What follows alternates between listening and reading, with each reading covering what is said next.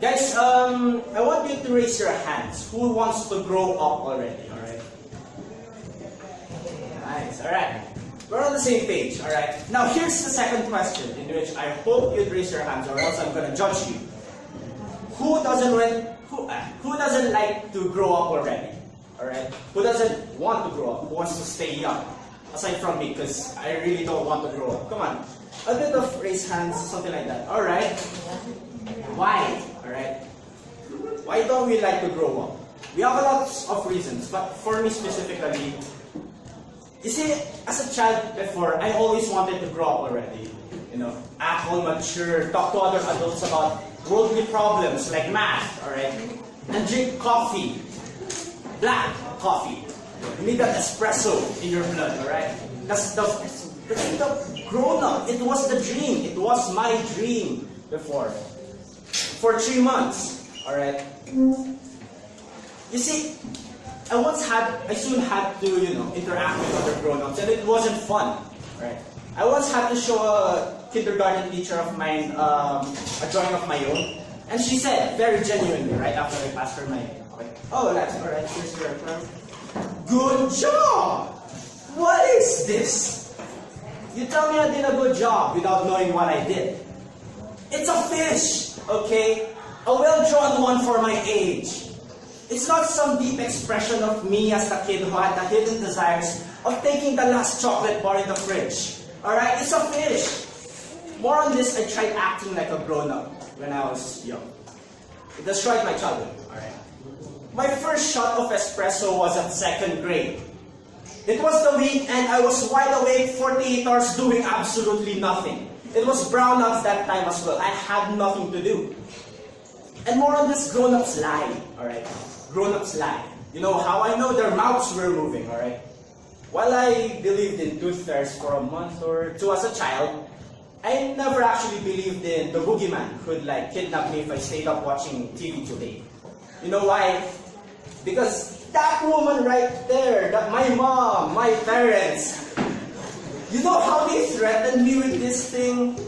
They'd be like, you better go to sleep or you're gonna get kidnapped. You're gonna wake up nowhere and you're not gonna know where you are. And guess what? You're gonna cry. And I'm thinking what kind of parent would say that?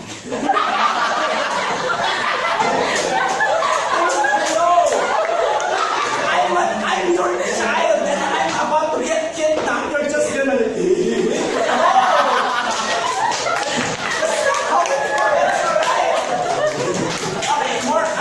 To stop myself from ranting, to stop myself, let me introduce myself and my agenda. I am Lex, and I'm here to talk about why growing up is a pain. A pain in the ass. So what is growing up? Alright? Growing up is, the development of these 3 things in you. First is how you look, your physical form. Second is how you think, your mental capacity. And third is how you feel, your emotional capability. Simply put, growing up is the maturity of these 3 things in you. Which then begs the question, what is maturity? According to a dictionary, because I'm lazy to define it myself, to exhibit the qualities of a grown-up. A grown-up. Alright, let me start with the primary thing that makes growing up appealing for me and many others. Alright?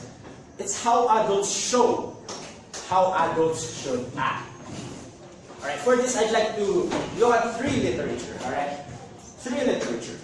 One of which might stand as a good childhood memory for all of us, and the other 2 was grade 9 quizzes. Alright, grade 9 quizzes, alright? Let's go with the first one. It's Peter Pan, The Boy Who Never Grew Up by J.M. Barrie. While most of us are, accustomed with the movie of this thing, it was actually a play back in the olden times, whatever. Either way, it was the story about children who didn't want to grow up, alright? About Neverland, the place where one never ages. About Peter Pan, the boy who hated growing up. And about Mandy, the girl who, what did Mandy do? She became a mother. She became a person who knew the importance of growing up. In Peter Pan's point of view, growing up was It gave you tons of responsibilities, tons of things to think about, many other things like that, and trust me, I don't like that. Second is the catcher in the rye, J.D. Salinger. Who feels this? Alright. Did you guys tackle this in your English class? Yes. Who liked this one? I personally liked it, but I didn't like the quizzes, alright? So, the catcher in the rye. The story is about Holden Caulfield, right? A 16-year-old who got expelled from prep school. It dwells on his scorn, his anger against the adult world's phoniness. The adult world where appearances matter so much. The adult world where one can feel so alone, where everything's unfair and things are complicated and don't go as expected. You know, Holden actually likened growing up like as if you're falling off a cliff. Did you guys know that? Holden actually thought that growing up was as bad as falling off a cliff. And trust me, you don't like to fall off a cliff. Trust me on that. Alright? Just trust me on that. And finally, The Little Prince. You guys read this, right? Yeah. No? But trust me, it is my personal favorite for many reasons. But first, how do you read that name? Alright? Alright. Whatever how you pronounce that. It is, well, the encounter of a pilot with, well, you guessed it, a little prince. Grown-ups were portrayed here as adults who are always engrossed in their work. People who are always, drunk. People who spend time looking at others as figures and numbers. And worse, people who always say that they're doing things that are matters of consequence. It's as if you can never bother them anymore because what you're doing is so important, right? I want to add many more to this list, right? But I only got a few minutes left, alright? And this is just a new thing that I'm about to do. So I would want to talk about one important thing here, the human mind, and how it plays a very important role in this phenomenon, on why people may hate growing up consciously or subconsciously. For this, I'd like to look at Robert Firestone, PhD in psychology, and his 5 reasons. And here they are. First, a symbolic separation from those that provide security. Second, a preference on fantasy over reality. Third, a feeling of aloneness. Fourth, an implied load of responsibility. And finally, the fear of death. If you actually look closely in the 3 literature I talked about a while ago, these are all seen in those and in real life. Let's start with the first one, alright? So, symbolic separation from those that provided security. Back to the catcher in the rye, Holden Caulfield felt alone, unsupported in the adult world. He was already grown up, that's why he had to leave home, go to prep school. He was alone. He felt unsupported. This was seen when his older brother Dee left him for Hollywood. His support left him, right? This can also be seen in real life, why people hate growing up. Because imagine waking up one day and you have to think about expenses, bills, taxes, many things like that. Imagine one day you have to cook your own food. And some people don't even know how to cook food. So what are you going to do? This feeling of unsupportiveness is not appealing to children, to young people who always had friends, family, loved ones comforting him or her. Because imagine, all of those are gone. Because that's what happens most of the time when you grow up. Emphasis on most of it. Second, a preference on fantasy over reality, and trust me, I've been here a lot of times. You see, Wendy and her brothers went to Neverland with the thought of, we're gonna fly with pixies. We're not gonna walk on the ground anymore, we're gonna fly. A fantasy. This can actually be seen in real life. Where, you'd be fine just thinking that you'd pass tomorrow's school-long test with, 30, 31, maybe even 32 over 50. And watching cat videos would help you lighten up your mood and pass tomorrow's long tests. And guess what? That doesn't really happen, right? You see, as children, we always got used to things going our way. We see childhood as the ideal time. Free for frolicking, free to do things you like, and free from reality's problems. This is actually named a theory. It is separation theory, where a young person, most of the time, has the tendency to cover and cut off reality's problems, stressful things, because reality doesn't really give you butterflies and rainbows all the time, right? It gives you long tests, exams, quizzes, many other things, problems, dishes to wash. There are many things that you have to do. And those things aren't exactly how we were raised up. As a child, we got used to the things that we can always get the things that we like. You didn't get the ice cream that you want, cry and it shall be given. You didn't get the toy that you want, cry and it shall be given. We got used to this, but we got the slap from reality that says, no, everything won't go your way, right? Third is a feeling of aloneness. Alright. This thing actually branches out in many other things, like how Holden held a grudge against those who grew up because growing up took his older brother Davy from him. Alright. I mean, we all got used to having people around us. In The Little Prince, people, the grown-ups were portrayed as people who were alone in their planets, right? Alone in their worlds.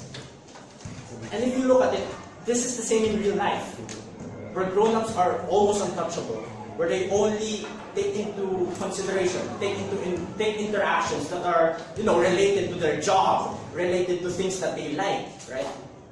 And that isn't really how things go in real life. And that is very unappealing for children. Fourth is an implied load of responsibility. And trust me, do you guys like responsibilities? Quizzes, long tests, exams, things you have to do, work, jobs. Do you guys like those? You see, when you grow up, you gotta get tons of this. Right? Your body grows up for you to burden more of what life has to offer you. And growing up is shown in Peter Pan that when you grow up, you're gonna get loads of responsibilities. And as we don't like responsibilities. I mean, when we were young, we were helping out in the smallest of ways, like sweeping the floor, right? Then we grew up, 8, 10 years old, then we were trying to cook already. We were doing our laundry maybe. Or worse, wash the dishes, alright? Alright, I have tons of memories with this, alright? Let me just share them to you. I remember tons of things from my siblings. Their shenanigans, their antiques, trying to get away from the shore. Like after every family dish, they'd be like, oh, I gotta go, I still have an assignment. Oh, I gotta poo, I gotta go, bye! And I'm there left, washing the dishes. Oily, greasy, it's hard things to clean, alright? Well, this increasing burden is considered normal for the most part.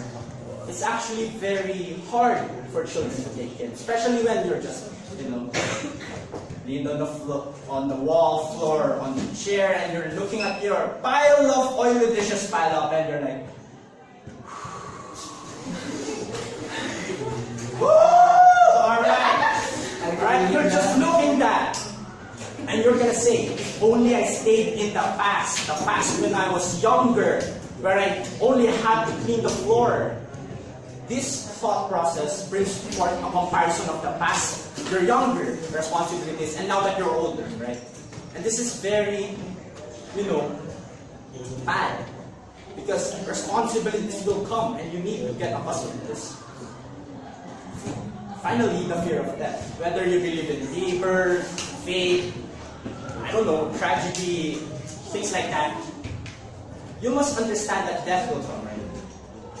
You see, in The Catcher in the Rye, who knew that Holden's brother actually died of leukemia? Ali, his younger brother, died of leukemia. And this might have triggered a fear of death in Holden's mind that he hated growing up. Because when you grow up, you actually have your body going to that point that it cannot handle things anymore in a snap of a finger. Death. But when you actually think about it, it's just the end of the life. A life. Your life. My life. Why would we be so hung up on it, right? It's the end of the story. What about it? Hear me out. This is because of two things. First, of negative events in your life.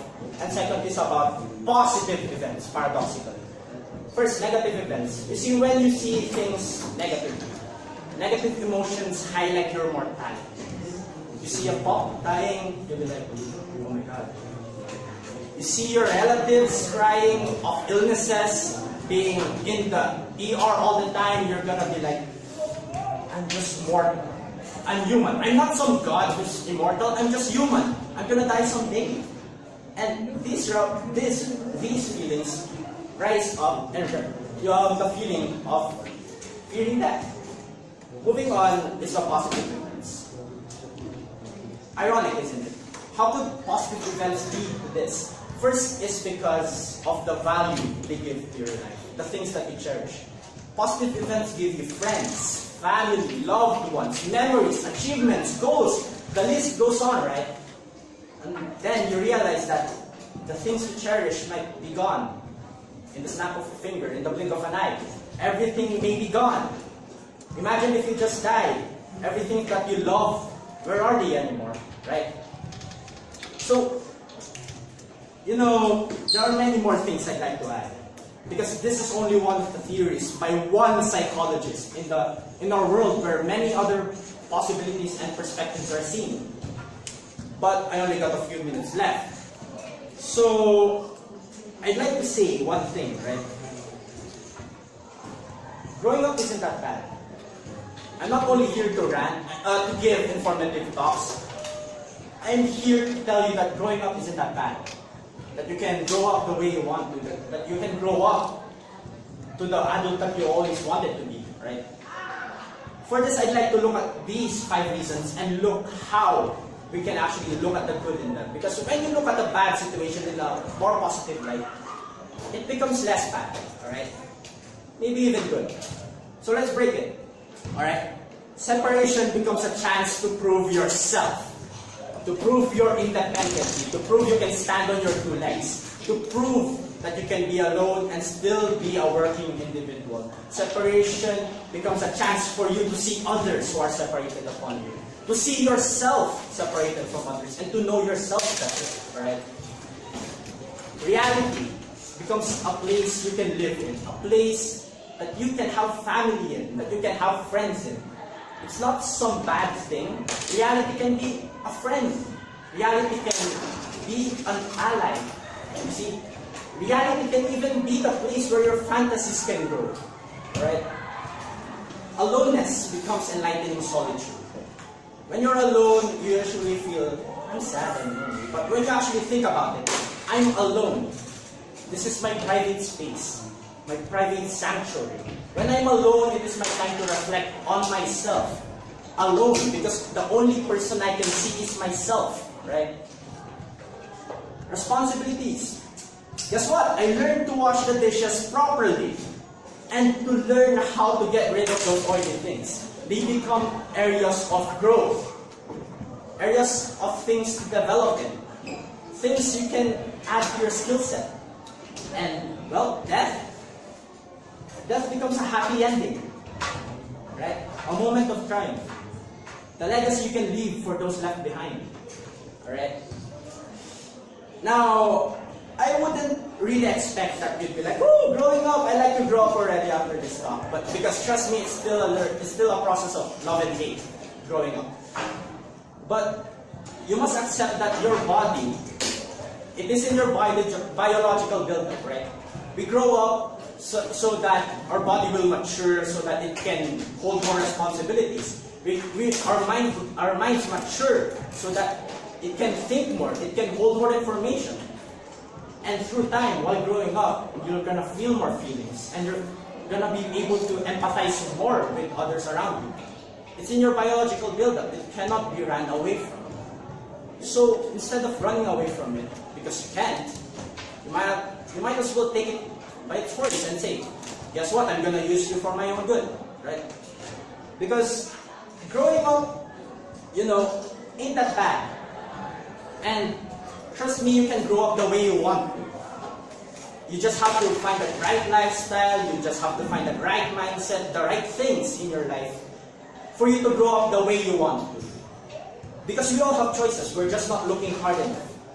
You just have to look harder, and you're gonna see yourself, maybe I can take this into my advantage. Oh, I kind of like this thing, things like that. You just have to look hard enough. And you can tell yourself, to someone in the future, once you've grown up, you can grow up just the way you want. And I hope in the future you can tell yourself on your deathbed, you can be like, that was a good life. I was happy I grew up. And guess what?